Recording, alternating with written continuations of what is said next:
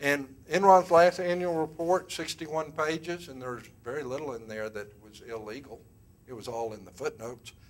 The predecessor company to Enron, their accounting statement back in the 1931, before you needed an external opinion, was 3 pages. Now, if there's a problem with numbers over here, tell it to the judge and the jury, okay? Very simple. But with the last annual report from 2000, very complex, but they're meeting legal requirements. There's something called moral hazard, where a lot of investors, they see that there's a Securities and Exchange Commission and there's thousands of people that are protecting all of us as investors, so they don't do the due diligence themselves. And Madoff too. People are, a lot of the investors, they're more upset with the SEC than they are Madoff. Okay, because the SEC is supposed to protect them from the Madoffs. And this is what the quotation here from Joe Nacera says. What's the basic rule for this? Simple rules for a complex world, Richard Epstein, just basic common law. The proper response to more complex society should be an ever greater reliance on simple legal rules, including older rules, too often and too easily dismissed as curious relics of some bygone horse and buggy era. But the free market community, they looked at Enron, they said, Enron went bankrupt. It proves capitalism works. And I talked to Joe Bass and others, I say, no, that's not quite the lesson here.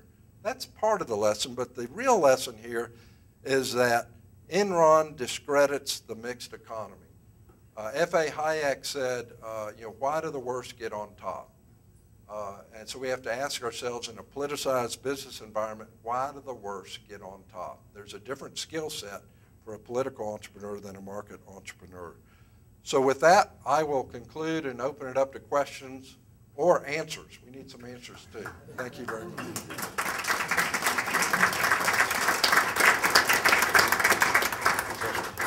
Excellent presentation. Thank you very much. You've talked about the rent-seeking behavior of businesses, but one of the biggest rent-seeking behaviors belongs to unions. Why don't you talk about that rent-seeking behavior? Let's think of the unions as a business. And I would define a union as a business. That's a real good point, and I'm going to need to explicitly deal with that in this presentation going forward. Good point. Yeah. As someone who, who's criticized the green bubble that's now bursting and all the subsidies, mandates that are propping up the so-called green or new energy economy, what you often hear in rebuttal is, well, yes, but dirty energy gets subsidies too and has for 100 years and gets government intervention. So how do you counter that argument? Is it true? And how do we, what would happen if we truly did have a level playing field and everybody in the energy sector plays on the same plane? Okay, that's a real good question. Government has both penalized and hurt the oil and gas industry for many, many decades. There was a tariff. We found in the old days there was so much oil in the United States that it was setting the world price. So the independents got a oil tariff to keep out foreign oil. There was also market demand proration. All these government programs that were helping the industry. But if those programs hadn't been around, plenty of businesses would have done just fine. At the same time, government is hurting the industry with different regulations. Now, if you look at current energy subsidies per source on a BTU basis, how much energy is produced, solar is something like 60 times, the subsidies for solar are something like 60 times that for oil, gas, and coal. And the U.S. Energy Information Administration, or DOE, came out with a study recently in the last year where they look at each energy. And oil, gas, and coal, for their energy produced, the subsidies much less than for green energy. Let me make one quick point about renewables, because renewable energy is supposed to be the future. Well, the market share of renewable energies for most of mankind's history was 100%. And with the Industrial Revolution, we had the machines, but we had the new energy that was much more dense to fuel the machines. And it started with coal and it went to oil and gas. And it's the carbon-based energies that have made our standard of living possible. In this room, there's no room like this in the United States that's fueled by wind or solar, or the lights would be going on and off. What they do is they blend in wind and solar with gas plants, mainly, that are revving like this to fill in for wind and solar. And the gas plants are actually operating less efficiently and are creating incremental pollution. So there's no such thing as wind. There's really wind gas. And it's so uneconomic that, well, why do environmentalists like wind? Have any of you been near a wind turbine? I don't think you want one. So don't go rushing to go on vacation to a place with a wind turbine. Yes, ma'am.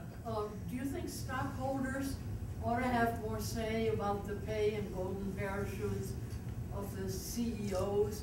And how do you I can understand Steve Jobs, no matter how much you pay him, it's insufficient. Yeah. But what about all the CEOs of failing companies that are driving them down and yet getting huge, huge, huge reimbursements? I think that's a real problem. And I think it embarrasses a lot of free market types to see executive pay where it's just way out of line with actual performance. I think it's the role of civil society, all of us as owners of these companies, and even some of us that are involved with nonprofits, to fuss about it. And I think in the private firms versus publicly held firms, they do a much better job of this.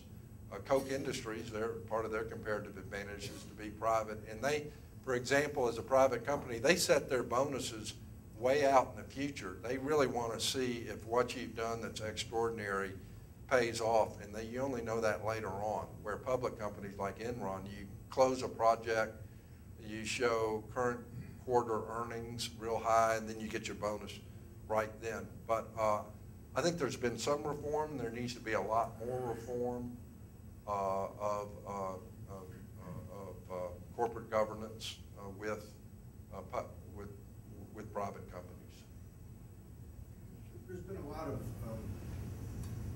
political action in Colorado and maybe some other states to